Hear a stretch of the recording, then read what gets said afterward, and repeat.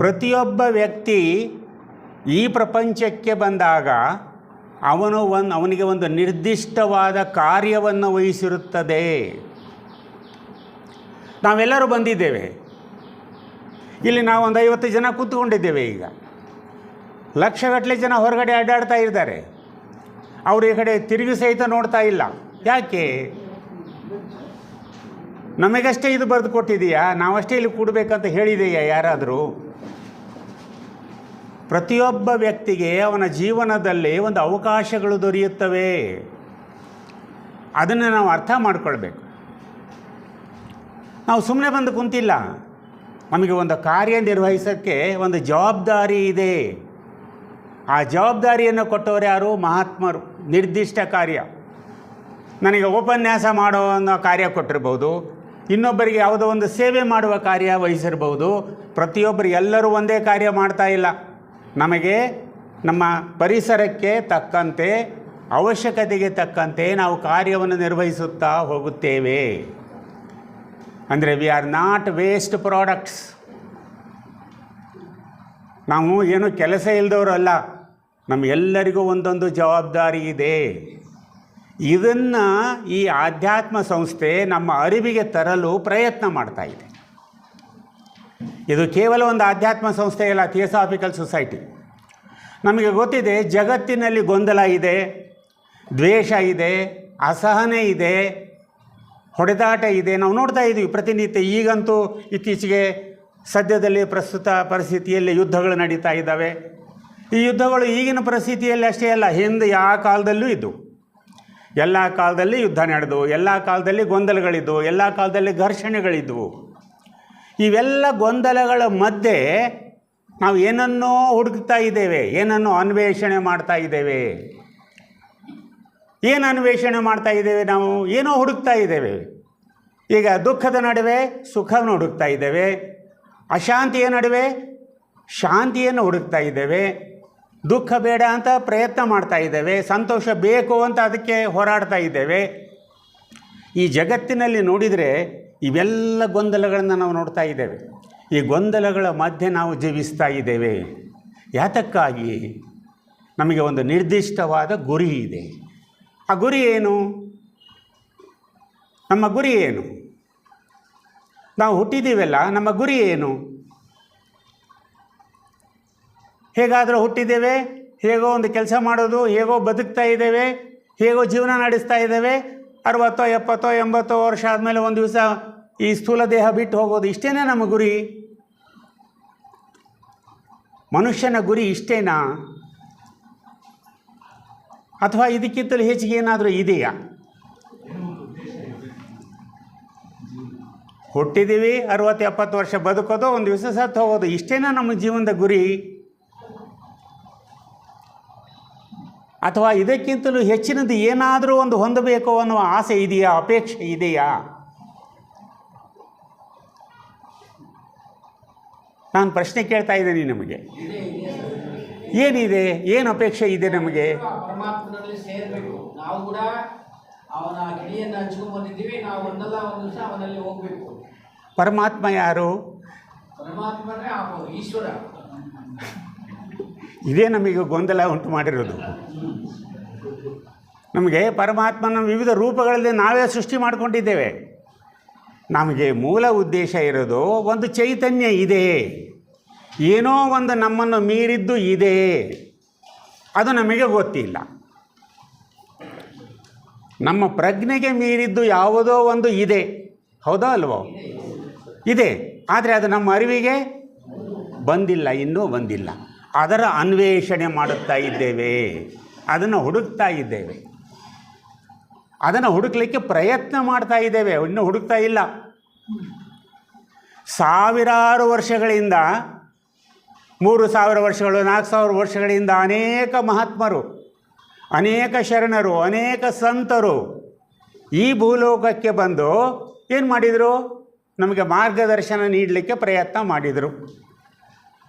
ನಿನಗೆ ಒಂದು ಗುರಿ ಇದೆ, ಆ ಗುರಿ ಮುಟ್ಟಲಿಕ್ಕೆ ನೀನು ಪ್ರಯತ್ನ ಮಾಡು ಅಂತ ಪ್ರೇರಣೆಯನ್ನು ನೀಡಿದರು. ಆದರೆ ನಾವೇನು ಮಾಡಿದ್ವಿ? ಆ ಪ್ರೇರಣೆಯನ್ನು ಉಪಯೋಗ ಮಾಡಿಕೊಂಡು ಒಂದೊಂದೇ ಹೆಜ್ಜೆ ಮುಂದೆ ನಡೆದೆವೋ ಅಥವಾ ನಿಂತಲ್ಲಿಯೇ ನಿಂತು ಬಿಟ್ಟಿವೋ, ಇದು ನಮ್ಮ ಪ್ರಶ್ನೆ. ಅವರೆಲ್ಲ ಪ್ರೇರಣೆ ನೀಡಿದರು. ಅವರ ಪ್ರೇರಣೆ ನೀಡಿದವ್ರನ್ನ ಎಲ್ಲರನ್ನೂ ಏನು ಮಾಡಿದ್ವಿ ಅಂದರೆ ದೇವಸ್ಥಾನ ಕಟ್ಟಿದ್ವಿ, ಅವರ ಮೂರ್ತಿ ಸ್ಥಾಪನೆ ಮಾಡಿದ್ವಿ, ಅಭಿಷೇಕ ಮಾಡ್ತಾಯಿದ್ದೀವಿ ಅವರಿಗೆ, ಆಮೇಲೆ ರಥೋತ್ಸವ ಮಾಡಿ ವಿಜೃಂಭಣೆಯಿಂದ ಕೆಲಸ ನಡೆಸ್ತಾ ಇದೆ. ಆದರೆ ಬೇಕಾಗಿದ್ದೇನು? ಅವರು ಹೇಳಿದ ಬೋಧನೆಗಳನ್ನು ಅನುಷ್ಠಾನ ಮಾಡಿ ಆಚರಣೆಯಲ್ಲಿ ತೆಗೆದುಕೊಂಡು ಬನ್ನಿ, ನಿಮ್ಮ ಜೀವನದಲ್ಲಿ ಅಳವಡಿಸಿಕೊಳ್ಳಿ ಅಂತ. ಆದರೆ ನಾವು ಮಾಡಿದ್ದು ನಮಗೆ ಎಚ್ಚರ ಎಚ್ಚರ ಅಂತ ಬುದ್ಧನು ಹೇಳಿದ. ಆನಂದ ಬುದ್ಧನ ಕೊನೆಗಾಲದಲ್ಲಿ ಪ್ರಶ್ನೆ ಮಾಡ್ತಾನೆ, ನಿಮ್ಮ ಕೊನೆಯ ಸಂದೇಶ ಏನು ಅಂದರೆ ಅವರು 3 ಸಲ ಹೇಳ್ತಾರೆ, ಎಚ್ಚರ ಎಚ್ಚರ ಎಚ್ಚರ, be aware be aware be aware. ಅವರಷ್ಟು ಹೇಳಿದರೂ 2,500 ವರ್ಷ ನಾವೇನು ಮಾಡಿದ್ದೀವಿ? ಎಚ್ಚರವಾಗಲಿಲ್ಲ, ಮಲಗಿಬಿಟ್ಟಿದ್ದೀವಿ. ಇಷ್ಟೇ ವ್ಯತ್ಯಾಸ. ಎಲ್ಲರೂ ಬಂದು ಎಲ್ಲ ಹೇಳ್ಕೊತ ಹೋದರು, ಆದರೆ ನಾವು ಎಲ್ಲವನ್ನೂ ಕೇಳಿದ್ವಿ, ಆದರೆ ಆಚರಣೆಯಲ್ಲಿ ಮಾತ್ರ ತರಲಿಲ್ಲ. ಬಟ್ ಆದರೂ ಸಹಿತ ಇನ್ನೂ ನಮ್ಮ ಅಂತರಂಗದಲ್ಲಿ ಒಂದು ಬಯಕೆ ಇದೆ. ಏನು ಆ ಬಯಕೆ? ಏನಿದೆ? ನಮಗೆ ಮೀರಿದ್ದು ಏನೋ ಇದೆ, ಅದನ್ನು ಅನ್ವೇಷಿಸಬೇಕು, ಅದನ್ನು ಪಡೆಯಲು ಪ್ರಯತ್ನಿಸಬೇಕು. ಇದೇ ಆಧ್ಯಾತ್ಮ ಜೀವನ. ಥಿಯೋಸಾಫಿಕಲ್ ಸೊಸೈಟಿ 1875ರಲ್ಲಿ ಪ್ರಾರಂಭ ಆಗಿದ್ರೂ ಕೂಡ 150 ವರ್ಷ ಮೊನ್ನೆ ಮುಗೀತು. ಈ ಚಿತ್ರದುರ್ಗ ಲಾಡ್ಜ್ 121 ವರ್ಷ ಮುಗಿಸ್ತು. ಇಷ್ಟೆಲ್ಲ ಮಾಡಿದರೆ ನಾವು ಹಿಂತಿರುಗಿ ನೋಡಬೇಕು, ನಾವು ಏನನ್ನು ಸಾಧಿಸಿದ್ದೇವೆ, ಏನನ್ನು ಮಾಡಿದ್ದೇವೆ, ಏನನ್ನು ಪಡೆದಿದ್ದೇವೆ. ಆಧ್ಯಾತ್ಮ ಸಂಸ್ಥೆಗಳು ಕೇವಲ ಪ್ರವಚನ ಅಥವಾ ಬೋಧನೆಗಳಿಗೆ ಮಾತ್ರ ಸೀಮಿತವಾಗಿಲ್ಲ, ನೆನಪಿಟ್ಕೊಳ್ಳಿ. ಇದರ ಮೂಲ ಉದ್ದೇಶ ಏನು? ಜನರಲ್ಲಿ, ಅವರ ಮನಸ್ಸಿನಲ್ಲಿ ಪರಿವರ್ತನೆಯನ್ನು ತರಲಿಕ್ಕೆ ಪ್ರಯತ್ನ ಮಾಡಬೇಕು ಅಂತ. ಬರೀ ಪ್ರವಚನ ಕೇಳೋದು ಅಷ್ಟೇ ಅಲ್ಲ, ಅದರಿಂದ ಈ ಸದಸ್ಯರಲ್ಲಿ ಆಗಲಿ ಸದಸ್ಯರಲ್ಲದವರಲ್ಲಾಗಲಿ ಪರಿವರ್ತನೆ ಉಂಟಾಗಬೇಕು. ಎಲ್ಲಿವರೆಗೂ ಪರಿವರ್ತನೆ ಆಗೋದಿಲ್ವೋ ಅಲ್ಲಿವರೆಗೂ ಏನನ್ನು ಸಾಧಿಸಲು ಸಾಧ್ಯವಿಲ್ಲ. We are only the numbers. ಅದಕ್ಕೆ ಆಧ್ಯಾತ್ಮ ಸಂಸ್ಥೆಗಳಿಗೆ ಒಂದು ಹಿನ್ನೆಲೆ ಇದೆ, ಒಂದು ಗುರುತ್ವಾಕರ್ಷಣ ಶಕ್ತಿ ಇದೆ. ಅದು ನಮ್ಮಲ್ಲಿ ಒಂದು ಪ್ರೇರಣೆಯನ್ನು ನೀಡ್ತದೆ. ಮಹಾತ್ಮರು ಒಂದು ಪತ್ರದಲ್ಲಿ ಬರೀತಾರೆ, ಪ್ರತಿಯೊಂದು ಆಧ್ಯಾತ್ಮಿಕ ಸಂಸ್ಥೆ ಒಂದು ಅಯಸ್ಕಾಂತೀಯ ಕೇಂದ್ರವಾಗಿದೆ. ಅದೇನು ಮಾಡ್ತದೆ? ನಮಗೆ ಪ್ರೇರಣೆ ಮತ್ತು ಪ್ರಚೋದನೆಯನ್ನು ನೀಡ್ತಾ ಹೋಗ್ತದೆ. ನಾವು ಈ ಪ್ರೇರಣೆ ಮತ್ತು ಈ ಪ್ರಚೋದನೆಯನ್ನು ಸರಿಯಾದ ರೀತಿಯಲ್ಲಿ ಬಳಸಿಕೊಂಡ್ರೆ ನಾವೇನು ಹುಡುಕಬೇಕು ಅಂತ ಅಂದ್ಕೊಂಡಿದ್ದೀವಲ್ಲ, ಅನ್ವೇಷಣೆಯನ್ನು ತಲುಪಲು ಸಾಧ್ಯ. ಒಂದೊಂದೇ ಹೆಜ್ಜೆ ಮುಂದೆ ಹೋಗ್ಬೋದು. ಒಂದೇ ದಿವಸ ಯಾರೋ ಒಮ್ಮೆಲೆ ಸಂಸಾರದಿಂದ ಮೋಕ್ಷವನ್ನು ಪಡೆಯಲಿಕ್ಕೆ ಸಾಧ್ಯ ಇಲ್ಲ. ಪ್ರತಿ ಜನ್ಮದಲ್ಲಿಯೂ ಒಂದೊಂದು ಹೆಜ್ಜೆ ಮುಂದೆ ಹೋಗ್ತಾ ಇರಬೇಕು. ಆದರೆ ದುರ್ದೈವವಶಾತ್ ಅನೇಕ ಪಂಥಗಳು, ಅನೇಕ ಮತಗಳು, ಅನೇಕ ಬೋಧಕರು ನಮ್ಮಲ್ಲಿ ಬಂದರೆ ಅವೆಲ್ಲವೂ ಮತಗಳು ಪಂಥಗಳಾಗಿ ಉಳ್ಕೊಂಡ್ಬಿಟ್ಟಿವೆ ಅಷ್ಟೆ. ಕೇವಲ ಶುಷ್ಕ ಆಚರಣೆಗೆ ಸೀಮಿತ ಆಗಿಬಿಟ್ಟು.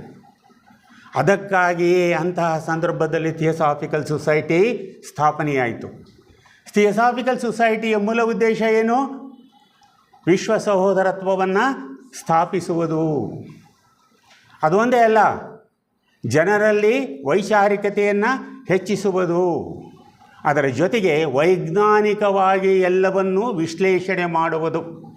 ಅದಕ್ಕೆ ಬ್ಲಾವಡ್ಸ್ಕಿಯವರು ಎಷ್ಟು ನಿಷ್ಠುರವಾಗಿ ಸ್ಪಷ್ಟವಾಗಿ ಬರೀತಾರೆ ಅಂದರೆ, ಇದು ಒಂದು ಧರ್ಮನೂ ಹೌದು, ಇದು ಒಂದು ತತ್ವಶಾಸ್ತ್ರನೂ ಹೌದು, ಇದು ಒಂದು ವಿಜ್ಞಾನವೂ ಹೌದು. ಯಾಕೆ ಅವರ ವಿಜ್ಞಾನ ಬಂತು ಥಿಯೋಸಾಫಿಯಲ್ಲಿ? ಆಧುನಿಕ ಜೀವನ ಅಥವಾ ಆಧುನಿಕ ಜಗತ್ತು ವೈಜ್ಞಾನಿಕ ಜಗತ್ತು. ನೋಡಿ, ದುರದೃಷ್ಟವಶಾತ್ ಈ ವೈಜ್ಞಾನಿಕ ಜಗತ್ತು ನಮ್ಮ ಏಳಿಗೆಗೂ ಕಾರಣವಾಗಿದೆ ಮತ್ತು ನಮ್ಮ ಅವನತಿಗೂ ಕಾರಣವಾಗಿದೆ. ಇವತ್ತು ನೋಡ್ತಾ ಇದ್ದೀವಿ ಜಗತ್ತಿನಲ್ಲಿ ಬಾಂಬ್ಗಳು ಎಲ್ಲಿಂದ ಎಲ್ಲಿಗೆ ಬಿದ್ದು, ಮಧ್ಯ ಏಷ್ಯಾ ಆಗಲಿ ಬೇರೆ ದೇಶಗಳಾಗಲಿ, ಇಲ್ಲೂ ಕೂಡ ನಾಶವನ್ನು ಮಾಡ್ತಾ ಇದ್ದೇವೆ, ವಿನಾಶದ ಕಡೆ ತೆಗೆದುಕೊಂಡು ಹೋಗ್ತಾ ಇದೆ. ಇದು ಸರಿಯೋ ತಪ್ಪೋ ಅಂತ ನಿರ್ಣಯ ಮಾಡುವವರು ನಾವಲ್ಲ, ನೆನಪಿಟ್ಕೊಳ್ಳಿ. ನಾವು ಜಗತ್ತಿಗೆ ಶಾಂತಿ ಬೇಕು ಅಂತ ಮಾತ್ರ ಬಯಸ್ಬೋದು, ಆದರೆ ಇದು ಸರಿಯೋ ತಪ್ಪೋ. ಯಾಕಂದರೆ ಮಹಾತ್ಮರು ಒಂದು ಕಡೆ ಬರೀತಾರೆ, ನೀವು ಯಾವುದು ಕಾಸ್ಮೋಜೆನಿಸಿಸ್ನಲ್ಲೇ ನೀವು ಸೀಕ್ರೆಟ್ ಡಾಕ್ಟ್ರಿನ್ನಲ್ಲಿ ಓದ್ತಾ ಹೋದರೆ, ಮೊದಲನೇ ಮಹಾವಂಶ ಏನು ಬಂತು ಆವಾಗ ಪ್ರಜ್ಞೆ ಬೆಳೆದಿದ್ದಿಲ್ಲ, ಮನಸ್ಸು ಬೆಳೆದಿದ್ದಿಲ್ಲ. ಮೂರನೇ ಮಹಾವಂಶದವರೆಗೆ ಮನಸ್ಸು ಬೆಳೆದಿದ್ದಿಲ್ಲ. ಆವಾಗ ಮಹಾತ್ಮರು ಅನೇಕ ಪ್ರಯೋಗಗಳನ್ನು ಮಾಡಿ ಸ್ವತಃ ನಾಶಕ್ಕೆ ಪ್ರೇರಣೆ ಮಾಡಿದರು, ಅದೇ ರೀತಿ ಮುಂದಿನ ಎಂಥ ಜಗತ್ತು ನಾವೀಗ ಎತ್ತಾ ಹೋಗ್ತಾ ಇದ್ದೀವಿ. ಈಗ ನಾವು 5ನೇ ಮಹಾವಂಶದ 6ನೇ ಉಪವಂಶದತ್ತ ಹೋಗ್ತಾ ಇದ್ದೇವೆ. 6ನೇ ಮಹಾವಂಶ ಕೂಡ ಪ್ರಾರಂಭವಾಗ್ತಾ ಇದೆ. ಅತಿ ಬುದ್ಧಿ ಪ್ರಜ್ಞೆಯುಳ್ಳಂಥ ಜನಾಂಗವನ್ನು ನಾವು ನಿರೀಕ್ಷಿಸ್ತಾ ಇದ್ದೇವೆ. ಅದನ್ನು ತಯಾರಿ ಮಾಡಲಿಕ್ಕೆ ಮೌರ್ಯರು ಸತತ ಪ್ರಯತ್ನ ಮಾಡ್ತಾ ಇದ್ದಾರೆ, ಮಹಾತ್ಮ ಮೌರ್ಯರು. ಅದಕ್ಕೆ ಎಲ್ಲರ ಬೆಂಬಲವನ್ನು ಅವರು ಕೇಳ್ತಾ ಇದ್ದಾರೆ. ಥಿಯೋಸಾಫಿಕಲ್ ಸೊಸೈಟಿಯ ಸದಸ್ಯರ ಬೆಂಬಲವನ್ನು ಕೇಳ್ತಾ ಇದ್ದಾರೆ ಅವರು. ನೀವು ಒಂದು ಹೆಜ್ಜೆ ಮುಂದೆ ಬನ್ನಿ, ನೀವು ಪರಿವರ್ತನೆಗೊಳ್ಳಿ, ನಿಮಗೆ ಸದಾವಕಾಶ ಇದೆ, ಸುವರ್ಣವಾದ ಅವಕಾಶವಿದೆ ನಿಮಗೆ, ಇದನ್ನು ತಪ್ಪಿಸಿಕೊಳ್ಳಬೇಡಿ ಅಂತ ಎಚ್ಚರ ಕೊಡ್ತಾ ಇದ್ದಾರೆ. ಆದ್ದರಿಂದ ಥಿಯೋಸಾಫಿಕಲ್ ಸೊಸೈಟಿ ಕೇವಲ ಆಧ್ಯಾತ್ಮಿಕ ಪ್ರವಚನಗಳನ್ನಷ್ಟೇ ಬೋಧನೆ ಮಾಡ್ತಾ ಇಲ್ಲ, ಅದರ ಜೊತೆಗೆ ಈ ಮುಂದಿನ ಜನಾಂಗ ಎಂಥದ್ದು ಬೇಕು ಅನ್ನೋ ಪ್ರೇರಣೆಯನ್ನು ನಮ್ಮಲ್ಲಿ ನೀಡ್ತಾ ಇದೆ. ಅದನ್ನು ನಾವು ಪಡೆದುಕೊಳ್ಬೇಕು. ಅದು ಆಗದೇ ಇದ್ದರೆ ಥಿಯೋಸಾಫಿಕಲ್ ಸೊಸೈಟಿ ತನ್ನ ಉದ್ದೇಶವನ್ನು ಅಚೀವ್ ಮಾಡಲಿಕ್ಕೆ ಸಾಧ್ಯವಿಲ್ಲ. ಅದನ್ನು ನಾವು ನೆನಪಿಟ್ಕೊಳ್ಬೇಕು ಸದಸ್ಯರಾದವರು. ಆಲ್ಕಾಟ್ರವರು ಬರೀತಾರೆ ತಮ್ಮ ಪತ್ರದಲ್ಲಿ, ಮೊದಲನೇ ಅಧ್ಯಕ್ಷರು, ಮೇಲಿನ ನನ್ನ ಸಹೋದರರೇ, ನಾನು ನಿಮ್ಮಲ್ಲಿಗೆ ಬರುತ್ತಿದ್ದೇನೆ. ಅವರು ಕೊನೆಯ ಪತ್ರ ಸಾಯಬೇಕಾದ್ರೆ ಅಥವಾ ಸ್ವಸ್ಥಾನ ಸೇರಬೇಕಾದ್ರೆ. ಆಮೇಲೆ ಅದೇ ರೀತಿ ಬರೀತಾ ಇದ್ದಾರೆ, ಕೆಳಗಿನ ಸಹೋದರರೇ ಅಂದರೆ ನಾವು ಸದಸ್ಯರು, ಜಗತ್ತಿನಲ್ಲಿ ಸದಸ್ಯರ ಸಂಖ್ಯೆ ಕಡಿಮೆ ಇದೆ ಎಂದು ನೀವು ಚಿಂತಿಸಬೇಕಾಗಿಲ್ಲ. ಈ ಕಡಿಮೆ ಸಂಖ್ಯೆಯುಳ್ಳವರಲ್ಲಿ ಅಗಾಧವಾದ ಶಕ್ತಿ ಇದೆ, ಅವರಲ್ಲಿ ಜಗತ್ತನ್ನೇ ಪರಿವರ್ತನೆ ಮಾಡುವ ಶಕ್ತಿ ಇದೆ. ಯಾರು ಬರೆದರು? ಆಲ್ಕಾಟ್ರವರು ಬರೆದರು. ನಾವು ಓದಿದ್ದೀವಿ ಅದನ್ನು. ಆಮೇಲೆ ಏನು ಮಾಡಿದ್ವಿ? ಆ ಶಕ್ತಿಯ ಬಗ್ಗೆ ನಮಗೆ ಅರಿವಿದೆಯೇ? ಅವರು ಪ್ರಾರ್ಥನೆಯಲ್ಲಿ ಒಂದು ಸಾರ್ವಜನಿಕ ಪ್ರಾರ್ಥನೆಯಲ್ಲಿ ನಮ್ಮ ತಿಪ್ಪೇಸ್ವಾಮಿಯವರು ಒಂದು ಮಾತು ಹೇಳಿದರು, ಪ್ರತಿ ಅಣುವಿನಲ್ಲಿಯೂ ಚಲಿಸುತ್ತಿರುವ ಗುಪ್ತ ಚೈತನ್ಯವೇ. ಈ ಟೇಬಲ್ನಲ್ಲಿ ಚೈತನ್ಯ ಇದೆ, ಮೈಕ್ನಲ್ಲಿ ಚೈತನ್ಯ ಇದೆ, ಪೇಪರ್ನಲ್ಲಿ ಚೈತನ್ಯ ಇದೆ, ಈ ಕಟ್ಟಡದಲ್ಲಿ ಚೈತನ್ಯ ಇದೆ. ಆದರೆ ನಮಗೆ ಅರಿವಿದೆಯಾ? ಅದರಲ್ಲಿ ಚೈತನ್ಯ ಇದೆ ಅನ್ನೋ ಅರಿವು ನಮಗಿದೆಯಾ? ಹೇಳ್ತೀವಿ, ಕಂಠಪಾಠ ಮಾಡಿ ಹೇಳಿದ್ದನ್ನು ಹೇಳಿಬಿಡ್ತೀವಿ. ಆದರೆ ಪ್ರತಿಯೊಂದು ಮುಟ್ಟಿದಾಗ ಇದರಲ್ಲಿ ಚೈತನ್ಯ ಇದೆ ಅನ್ನೋ ಅರಿವು ನಮಗೆ ಬಂದಿದೆಯಾ? ಐನ್ಸ್ಟೈನು ಸೈಂಟಿಸ್ಟ್ ತನ್ನ ಸ್ನೇಹಿತನಿಗೆ ಒಂದು ಪತ್ರ ಬರೀತಾನೆ, I am not writing on white paper, I am writing on a continuously floating atoms ಅಂತ. ಈ ಪೇಪರ್ ಅನ್ನೋದು ಸತತವಾಗಿ ಚಲಿಸುತ್ತಿರುವ ಅಣುಗಳಿಂದ ರಚಿತವಾಗಿದೆ, ಅವು ಓಡಾಡ್ತಾ ಇದ್ದಾವೆ, ಅದರ ಮೇಲೆ ನಾನು ಬರೀತಾ ಇದ್ದೇನೆ. ಅಂದರೆ ಐನ್ಸ್ಟೈನ್ಗೆ ಇದರಲ್ಲಿ ಅಣುಗಳು ಕಂಡವು, ನಮಗೆ ಇದು ಒಂದು ಕೇವಲ ಕಾಗದದ ತುಂಡು. ಅಂದರೆ ನಮಗೆ ಸಾಕಷ್ಟು ಜ್ಞಾನ ಬಂದುಬಿಟ್ಟಿದೆ, ನಾವು ಸಾಕಷ್ಟು ಓದ್ಕೊಂಡು ಬಿಟ್ಟಿದ್ದೇವೆ, ಸಾಕಷ್ಟು ತಿಳ್ಕೊಂಡು ಬಿಟ್ಟಿದ್ದೇವೆ. ಆದರೆ ಅನುಷ್ಠಾನದಲ್ಲಿ, ಆಚರಣೆಯಲ್ಲಿ ಯಾವುದೂ ಇಲ್ಲ. ಅನುಷ್ಠಾನ ಮತ್ತು ಆಚರಣೆಯಲ್ಲಿ ಯಾವುದೂ ಇಲ್ಲ. ಎಲ್ಲಿವರೆಗೂ ತತ್ವಗಳು ಅನುಷ್ಠಾನದಲ್ಲಿ ಬರುವುದಿಲ್ಲವೋ ಅಲ್ಲಿಯವರೆಗೆ ಆ ತತ್ವಗಳು ನಿಷ್ಪ್ರಯೋಜಕ. ಅವು ನಮಗೆ ಮಾರ್ಗದರ್ಶನವನ್ನು ತೋರಿಸಲಾರವು. ಎದಕ್ಕೆ ಮಾರ್ಗದರ್ಶನ ತೋರಿಸಲಾರವು? ಸತ್ಯದ ಅನ್ವೇಷಣೆಗೆ ಮಾರ್ಗದರ್ಶನ ನೀಡಲಾರವು. ಆದ್ದರಿಂದ ನಮಗೆ ಈಗ ಬೇಕಾಗಿರುವುದೇನು ಪ್ರಸ್ತುತ ಕಾಲದಲ್ಲಿ? ಕೇವಲ ಬೋಧನೆಗಳಲ್ಲ, ಆ ಬೋಧನೆಗಳ ಅನುಷ್ಠಾನ, ಅರಿವು. ಒಂದು ಸಣ್ಣ ವಿಷಯ ಹೇಳ್ತೇನೆ. ನೀವು ದಿವಸ ಒಂದು 5 ನಿಮಿಷ ಅಥವಾ 2 ನಿಮಿಷ ಅಂದ್ಕೊಳ್ಳಿ, ಸುಮ್ಮನೆ ಕುಂತ್ಕೊಂಡು ಕಣ್ಣು ಮುಚ್ಚಿಕೊಂಡು ನಾನು ಯಾರು ಅಂತ ಒಂದು ಪ್ರಶ್ನೆ ಯಾರಿಗೆ ಹಾಕಬೇಕು? ನಾನು ಯಾರು ಅಂತ ಈ ಪ್ರಶ್ನೆ ಯಾರಿಗೆ ಹಾಕಬೇಕು? ಬೇರೆ ಯಾರಿಗೂ ಬೇಕಾಗಿಲ್ಲ, ನಾವೇ ಹಾಕ್ಕೋಬೇಕು. ನೋಡಿ ಅದರ ವಂಡರ್, ಅದರ ಅದ್ಭುತ ನೋಡಿ. ಆವಾಗ ನಿಮಗೆ ಸುಮ್ಮನೆ ಕಣ್ಣು ಮುಚ್ಚಿಕೊಂಡು ನಿಮಗೆ ಒಂದು ಪ್ರಶ್ನೆ ನೀವೇ ಹಾಕ್ಕೊಳ್ಳಿ, ನಾನು ಯಾರು? ನಿಮಗೆ ಉತ್ತರ ಸಿಗ್ತದೆ. ಯಾತಕ್ಕಾಗಿ ನಾನು ಬಂದೆ ಇಲ್ಲಿ? ಅದಕ್ಕೆ ಉತ್ತರ ಸಿಗ್ತದೆ. ನನ್ನ ಕರ್ತವ್ಯ ಏನು, ನನ್ನ ಕೆಲಸ ಏನು, ಅದಕ್ಕೆ ಉತ್ತರ ಸಿಗ್ತದೆ. ಅದು ಅಂತರಂಗದ ವೀಕ್ಷಣೆ ಅಂತ ಹೇಳ್ತೀವಿ. ಅದು ಈಗ ಬೇಕಾಗಿದೆ ನಮಗೆ. ಅದಕ್ಕೆ ಸಿದ್ದೇಶ್ವರ ಸ್ವಾಮಿಗಳು ಒಂದು ಕಡೆ ಹೇಳ್ತಾರೆ, ಇಲ್ಲಿಯವರೆಗೂ ಜ್ಞಾನಾಶ್ರಮ ಬಿಜಾಪುರದವರು ಇತ್ತೀಚೆಗೆ ಒಂದು 2-3 ವರ್ಷದ ಕೆಳಗೆ ಸ್ವಸ್ಥಾನ ಸೇರಿದರು. ಅವರು ಹೇಳಿದರು, ನನಗೇನು ಗುಡಿ ಕಟ್ಟಬೇಡ್ರಿ, ಸಮಾಧಿ ಮಾಡಬೇಡಿ, ಏನು ಮಾಡಬೇಡಿ ಅಂದರೆ. ಆದರೆ ನಾವು ಬಿಡ್ತೇವಾ? ಗುಡಿ ಕಟ್ಟಲಿದ್ರೆ ನಮಗೆ ಶಾಂತಿ ಸಿಗೋಲ್ಲಲ್ಲ. ಅವರು ತಮ್ಮ ದೇಹವನ್ನು ಅಗ್ನಿಗೆ ಅರ್ಪಿಸ್ರಿ ಅಂತ ಹೇಳಿದರು, ಯಾವ ಸಂಸ್ಕಾರವನ್ನು ಮಾಡಬೇಡ್ರಿ ಅಂತ ಹೇಳಿದರು. ಆದರೆ ಯಾವುದನ್ನೂ ಬಿಟ್ಟಿಲ್ಲ. ಈಗಾಗಲೇ ವಾರ್ಷಿಕೋತ್ಸವ ಅಂತ ವಿಜೃಂಭಣೆಯಿಂದ ಮಾಡ್ತಾರೆ. ಇನ್ನು ಸ್ವಲ್ಪ ದಿವಸ ಹೋದ್ಮೇಲೆ ಗುಡಿ ಕಟ್ತಾರೆ ಮತ್ತು ಜಾತ್ರೆನೂ ಶುರು ಮಾಡ್ತಾರೆ. ನಾವು ಮಾಡೋದು ಇಷ್ಟೇ ಕೆಲಸ. ಇಲ್ಲಿವರೆಗೂ ಮಾಡ್ಕೊತ ಬಂದದ್ದು ಇದನ್ನೇ. ದೇವರು, ಅದಕ್ಕೆ ಕೃಷ್ಣಮೂರ್ತಿಯವರು ಒಂದು ಕಡೆ ಬರೀತಾರೆ, ದೇವರು ಅಂದರೆ ಯಾರು? ದೇವರನ್ನು ಹುಡುಕುವುದು ಹೇಗೆ ಎನ್ನುವವನು ಕೇವಲ ಪಲಾಯನವಾದಿ, ಆಧ್ಯಾತ್ಮದಿಂದ ದೂರ ಓಡಿ ಹೋಗೋನೇ ಇಂಥ ಮಾತುಗಳನ್ನ ಆಡೋದು ಅಂತ ಹೇಳ್ತಾರೆ. ಅಂದರೆ ಇಲ್ಲಿ ನಮಗೆ ಬೇಕಾಗಿರೋದು ಅನುಷ್ಠಾನ. ಸಿದ್ದೇಶ್ವರ ಸ್ವಾಮಿಗಳು ಒಂದು ಮಾತು ಭಾಳ ಕೊನೆಗೆ ಒಳ್ಳೆಯ ಮಾತು ಹೇಳಿದ್ದಾರೆ, ಅದು ನಾವೆಲ್ಲರ ಜ್ಞಾಪಕದಲ್ಲಿ ಇಟ್ಕೊಳ್ಬೇಕು. ಹೇಳುವುದೆಲ್ಲ ಹೇಳಿಯಾಗಿದೆ, ಹೇಳುವುದೆಲ್ಲ ಹೇಳಿಯಾಗಿದೆ, ಹೇಳುವುದಕ್ಕೆ ಇನ್ನು ಏನೂ ಉಳಿದಿಲ್ಲ, ಹೇಳುವುದಕ್ಕೆ ಇನ್ನು ಏನೂ ಉಳಿದಿಲ್ಲ. ಉಳಿದಿರುವುದು ಅಥವಾ ಬಾಕಿ ಉಳಿದಿರುವುದು ಕೇವಲ ಅನುಷ್ಠಾನ ಮಾತ್ರ.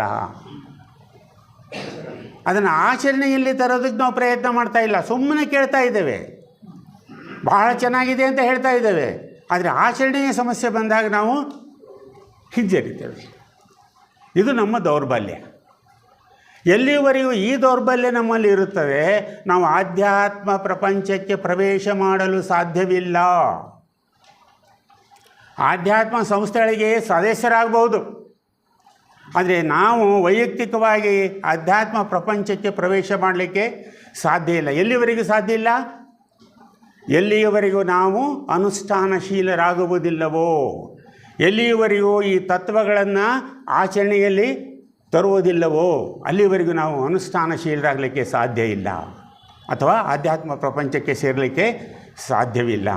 ಆದ್ದರಿಂದ ನಾವು ಅನ್ವೇಷಣೆ ಮಾಡುತ್ತಿರುವುದು ಹೇಗೆ ನಾವು ಈ ತತ್ವಗಳನ್ನೆಲ್ಲ ನಮ್ಮ ನೈಜ ಜೀವನದಲ್ಲಿ ಅಳವಡಿಸಿಕೊಳ್ಳಬೇಕು ಎನ್ನುವುದು. ನುಡಿದಂತೆ ನಡೆ, ನಾವೇನು ತಿಳ್ಕೊಂಡಿದ್ದೇವೋ ಅದರಂತೆ ನಡೆಯಲಿಕ್ಕೆ ಪ್ರಯತ್ನ ಮಾಡಬೇಕು. ನಾವು ಪ್ರಯತ್ನ ಒಂದೇ ಹೆಜ್ಜೆ ಮುಂದೆ ನಮ್ಮನ್ನು ಎಷ್ಟೋ ದೂರ ಕರೆದುಕೊಂಡು ಹೋಗ್ತಾ ಇದೆ. ಈ ಸಂಸ್ಥೆಯಲ್ಲಿ ಇದು ಪ್ರಾರಂಭವಾಗಬೇಕು. ಮಹಾತ್ಮರು ಒಂದು ಪತ್ರದಲ್ಲಿ ಎಷ್ಟು ಸ್ಪಷ್ಟವಾಗಿ ಬರೀತಾರೆ ಅಂದರೆ, ಥಿಯೋಸಾಫಿಕಲ್ ಸೊಸೈಟಿಗೆ ಅಥವಾ ಸದಸ್ಯರಿಗೆ, ನಾನು ಮುಂದಿನ ಭಾಷಣದಲ್ಲಿ ಅದನ್ನು ಹೇಳ್ತೇನೆ. ಅದನ್ನು ಎಲ್ಲಿವರೆಗೂ ಎಷ್ಟು ಸ್ಪಷ್ಟವಾಗಿ ಬರೀತಾರೆ ಅಂದರೆ, ಎಲ್ಲಿಯವರೆಗೂ ನಮಗೆ ಈ ವೈಚಾರಿಕತೆ ನಮ್ಮಲ್ಲಿ ಜಾಗೃತವಾಗುವುದಿಲ್ಲವೋ ಅಲ್ಲಿಯವರೆಗೂ ನಾವು ಮುಂದುವರಿಯಲು ಸಾಧ್ಯವಿಲ್ಲ.